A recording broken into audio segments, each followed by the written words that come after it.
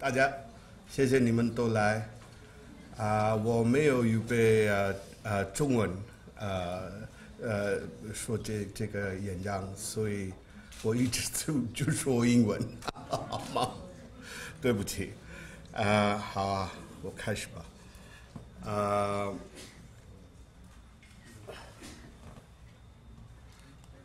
Oh, is it on? Oh, there. Is it there? Okay. Very complicated. Okay, the talk is entitled, as you can see here, Soft Power or Hard Power of Nation States, Post-colonial Visions and State Strategies in China and India. I want to address, this is, I understand that this is a public forum for public intellectuals.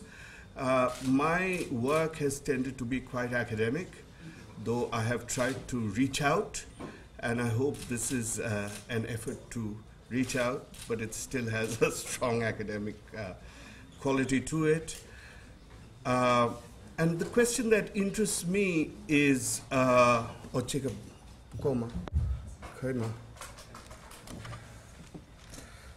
the question that interests me is that, I mean, you know, both China and India were inspired by very lofty ideals in the post-war era as they became independent and so on. And now it's been how many years? 50 plus 17 plus 3 or so. Over 70 years, and where are we in that context? I think some of the goals have been achieved, which is more than one can say for many, but many of them have been subverted, I would say. So while post-colonial nations were guided by by ideas of historical justice, opposed to the previous era of imperialist domination, yet neither of them really lacked a sense that they had a historical destiny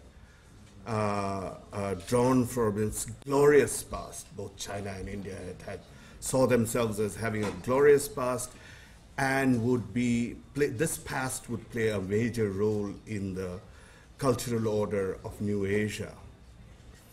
So what I want to explore here is that what is the effect of the imperatives of state power in a competitive system of territorial nation states, and how powerful was that influence on how cultural power influence would be extended, right? So it's the system versus the ideals that they found themselves in. And it seems to me that the two decolonizing states are excellent test cases to explore the relationship between emancipatory rhetoric, the anti-imperialist rhetoric, and power. Now, I don't want to see, as people often do, rhetoric merely as a cloak for expanding state power. I don't think that's the way history operates. The goal of the power is to understand how this tension, this classic tension, which is there through world history everywhere, is folded into new visions of interstate relations, right? So that it really reshapes interstate relations and reshapes the possibilities of where one can go from there.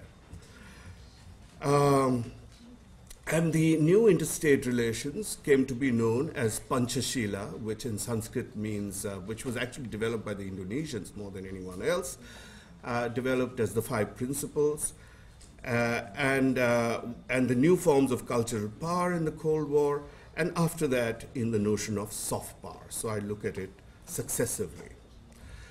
The first half of the presentation develops the historical and conceptual context to understand the relationship of the two factors in modern territorial states, that is idealism and realpolitik. And I survey this global transition. So the first part is really a global history of the transition from old-style cultural imperialism to what I call national imperialism, to to the idea of soft power and what kind of transformations does each one involve. And the second half sees if, in fact, China and India can develop new understandings of this relationship. So let's talk a little bit about cultural imperialism and imperialist regionalism. Now, we all know that the old-style cultural imperialism of the British and French were very well known, and nationalists all over the world have made it very clear. But nobody, I think, has put it as succinctly as the author V.S. Naipaul in A Bend in the River, when he says, the European wanted gold and slaves like everybody else. But at the same time, they wanted statues put up to themselves as people who had done good things for the slaves. Being an intelligent and energetic people, and at the peak of their powers, they could express both sides of their civilization. And they got both the slaves and the statues, right? I mean, that was the great success of cultural imperialism, right? You got to love them for taking your stuff, right? Or as Nelson Mandela once put it, I think, he said, you came to South Africa and you got us to pray. We closed our eyes and prayed. By the time we opened our eyes, our lands were gone.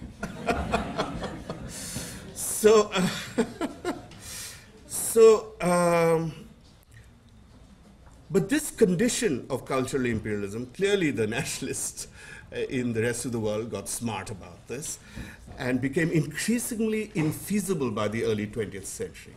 In part, this was a result of the critique of the civilizing mission at the end of World War I because of its brutality and Wilsonian ideas of self-determination, as well as the Russian Revolution with its very strong emphasis on the principle of national self-determination, which then got it into trouble. Just as important was the role of latecomer imperialism of Germans, Russians, Americans, Japanese, which changed the reality and ideology of imperialism. So we're talking about the traditional cultural imperialism morphing into what I'm calling national imperialism, right? Because each of these powers sought to create an imperialist regional bloc, whether it's Lebensraum for the Germans, the Monroe Doctrine for the Americans, the Soviet bloc for the Soviet, and Pan-Asianism for the Japanese, right? These powers, what they did within these regions is sought to utilize the national model of integration to dominate these societies. The 20th century interwar imperial bloc formation is a new stage for imperial advantage. These blocs have a common currency, common standards, common laws, common institutions. You set up puppet or client regimes. You set up mobilizatory parties. You have communist parties everywhere who's doing everybody's bidding. Well, everybody, the major communist parties bidding. You have controls through banking, infrastructure, and ultimately, this is critical, military power, right? Ultimately, this military power resides with the imperial power. At the same time, there is also a massive ideology of a rhetoric of brotherhood.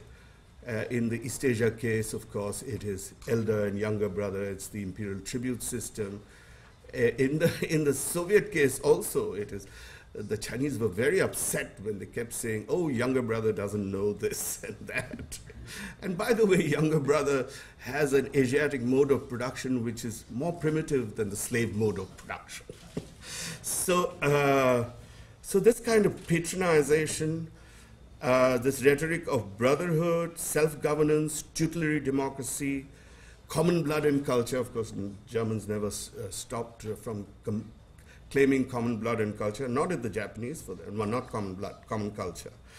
While in reality, of course, racism and domination continued, right? So there's all this stuff. So this is the new arrangement, new cultural arrangement.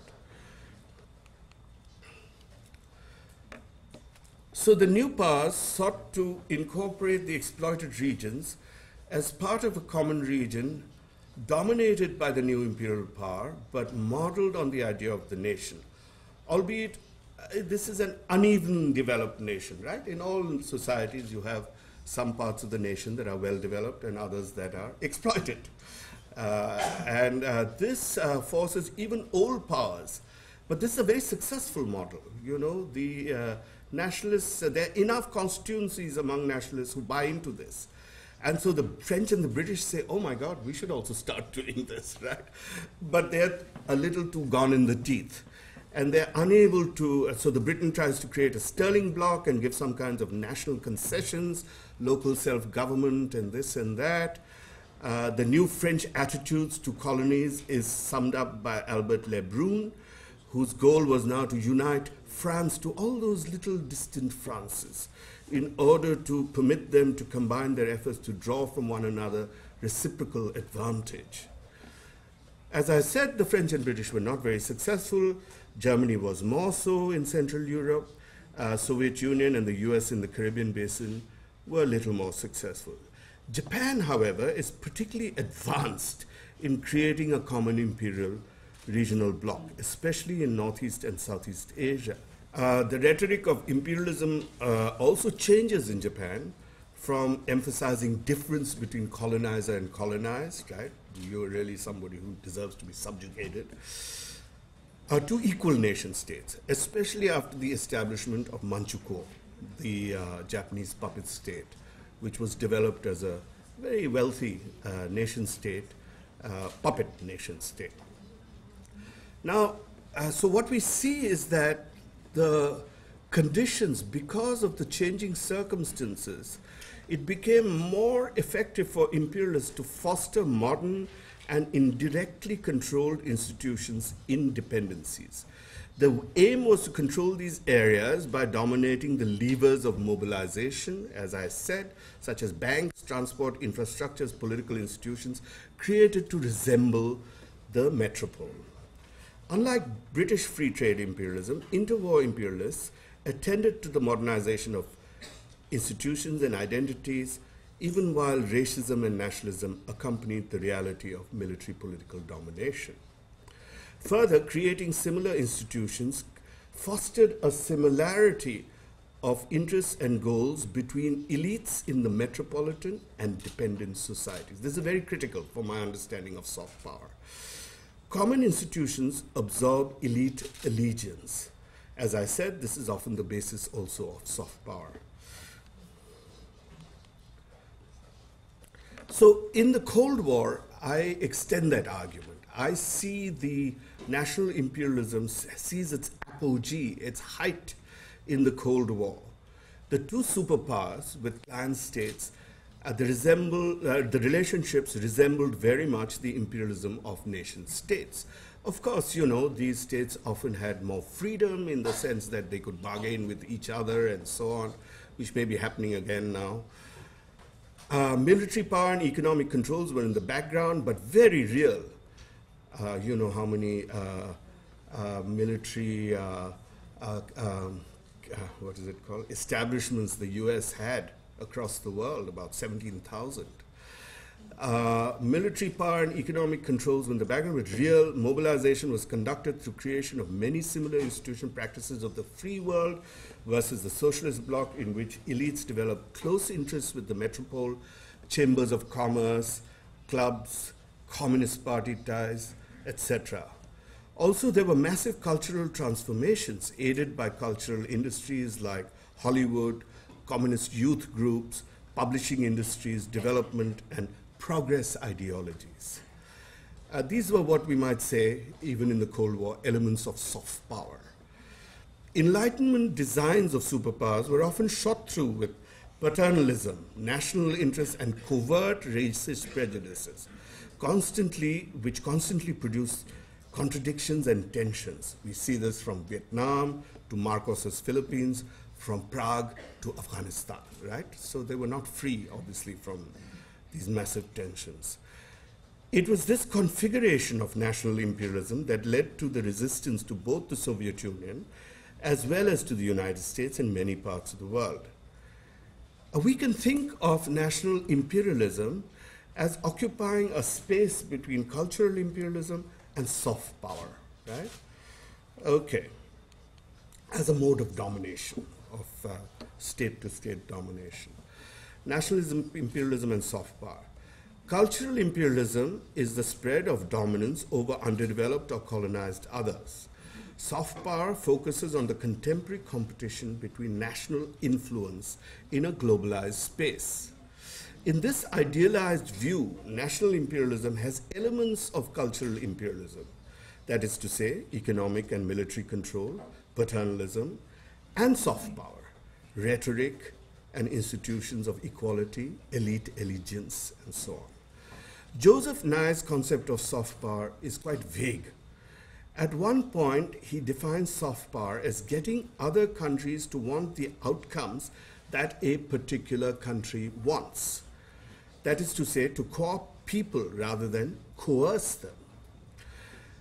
Now, this is actually a much more stringent definition than many other statements by Nye and others about soft power. And there are all kinds of statements about a society's desire for stronger powers, cultural and political institutions, and the latter's ability to entice and attract others to it.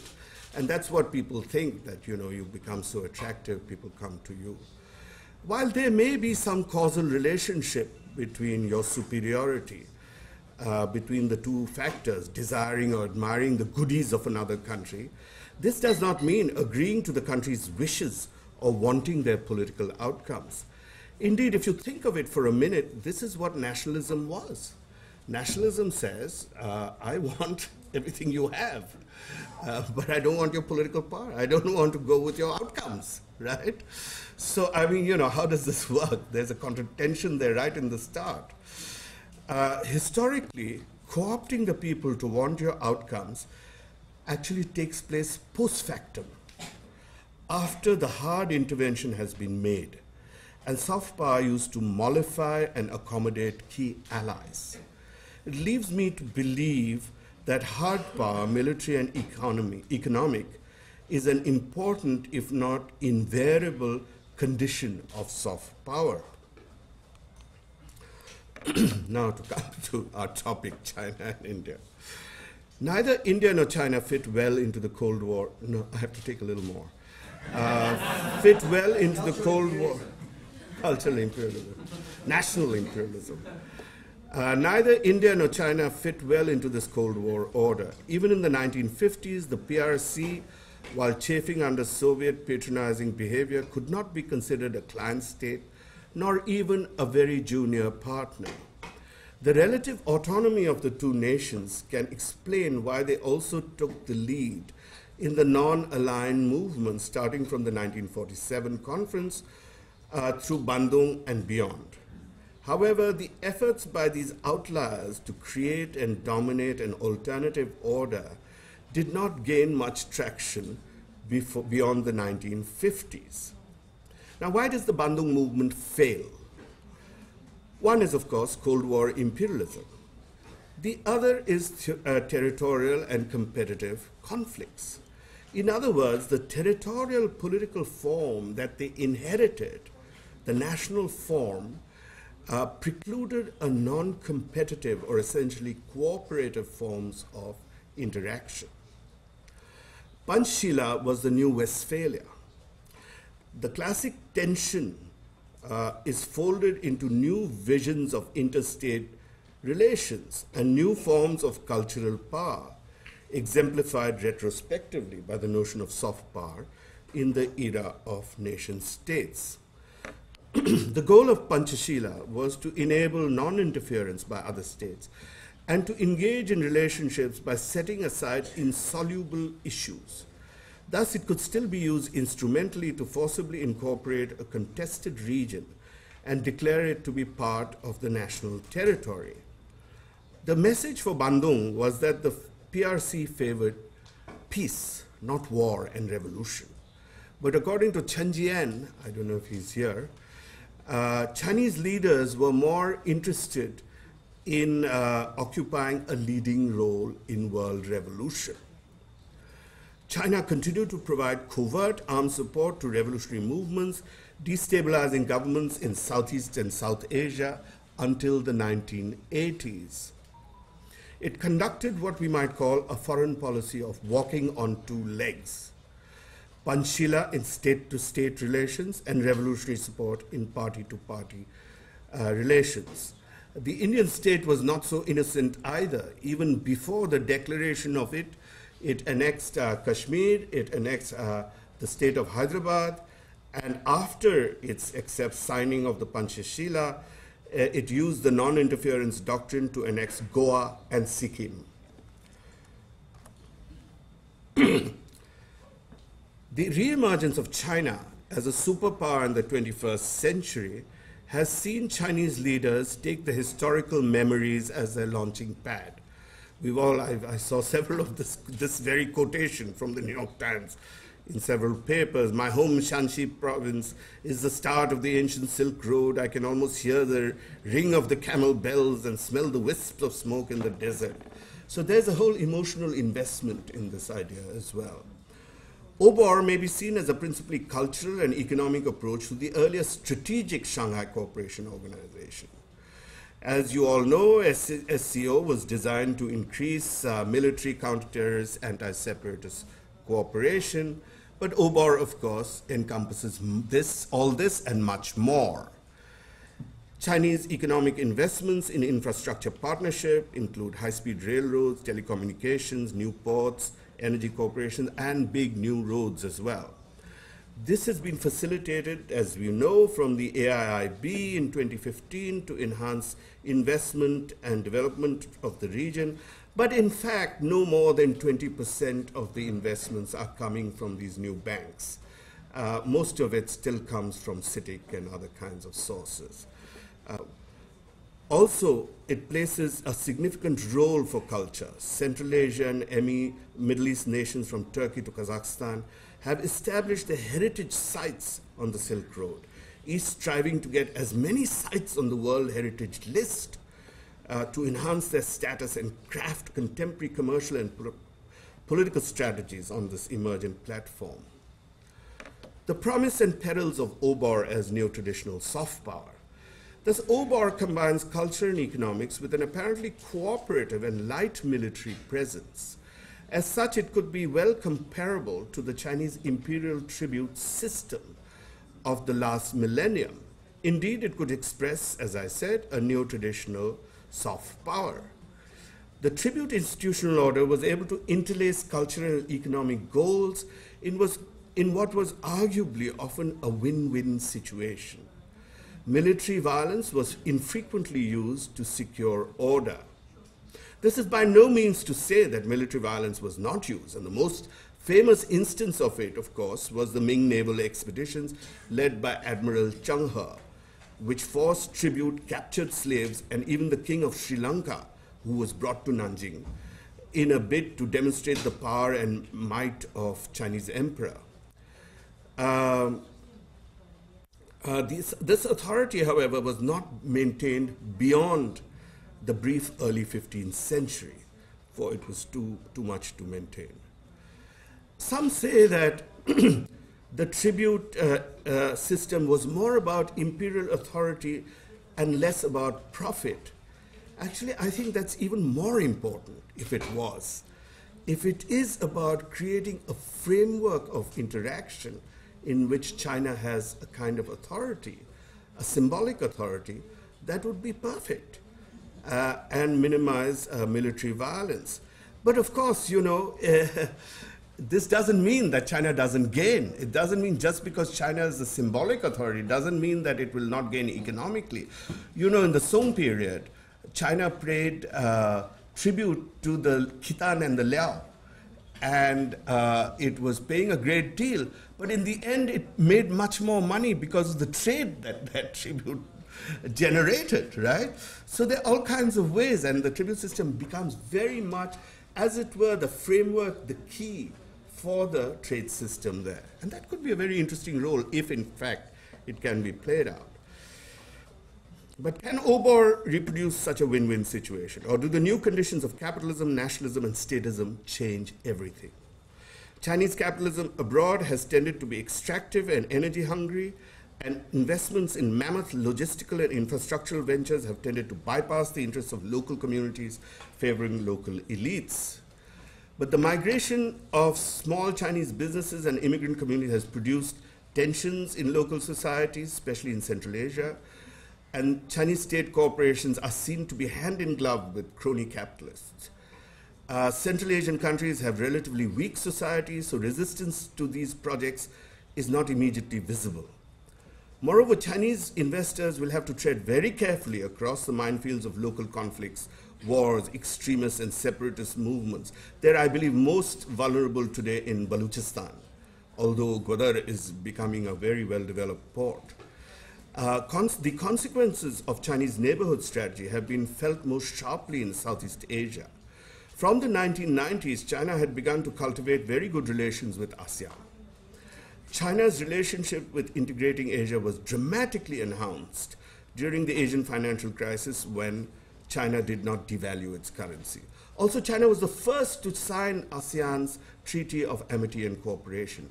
And after that, all these other societies sort of were stumbling over each other to sign that. And ASEAN really looked like it was going to take off as a format for Asian economic and cultural exchanges. But China has lost much of the goodwill and trust that it had built up in ASEAN. Main factor is the tension over the militarization of the South China Sea since 2012. It feels increasingly like China's Monroe Doctrine in the region. Less conspicuous but also damaging to China's image in the hinterland of Southeast Asia is Chinese construction of gargantuan dams on Lansang, Mekong, Nu Salween, Yarlong Sangpo rivers, as well as the Brahmaputra on the Himalayas. This is beginning to take a massive toll on the livelihoods of hundreds of thousands of communities.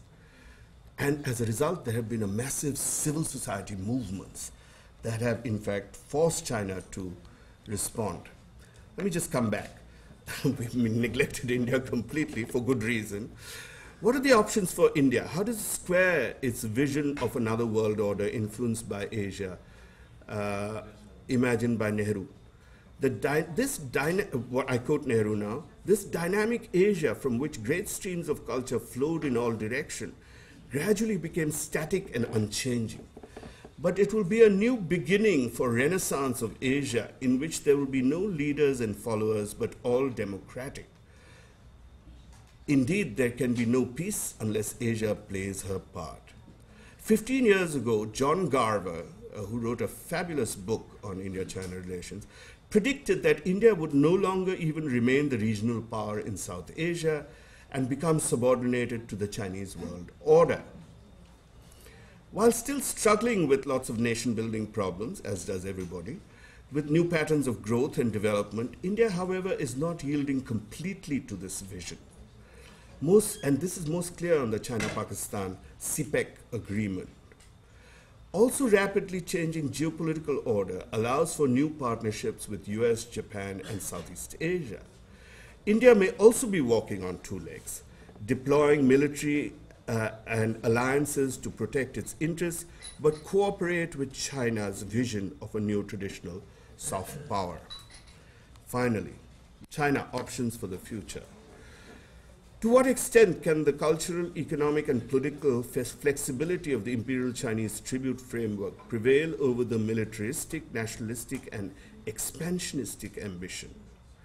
China is not playing in the same world as 50 years ago, when the US was able to combine its cultural soft power with military and economic infra power. With severe constraints on its military power, although I'm sure it has no better opportunity now than with President Donald Trump. With severe constraints on its military power, can China deploy its soft power to influence outcomes among other nations with financial and economic leverage and a sense of fair exchange? If so, can we expect the peaceful rise of China? I think there are two possible scenarios. One is a continued walking on two legs, right? The second is a more emphasis on soft power and economic diplomacy. Yet the soft power, as I have argued above, is premised on some kind of hard power in order to get other countries to want your outcomes. In the age of many deterrents to open warfare, the military component will probably be found in proxy wars, outsourced either to allies, mercenaries, rebels, and terrorists. Whatever the vision of national power, Chinese soft power will have to incorporate more democratic participation, for instance, the Mekong communities or Kenyan activists in its ventures abroad.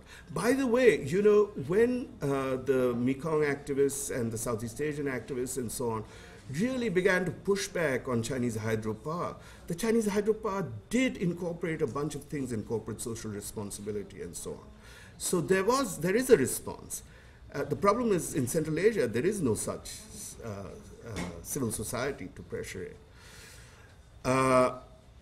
China should also take the leadership in global climate change activism, not only by top-down technological approaches, but also by creating a framework for community participation. I think that's the end. And actually, I stayed within my half hour.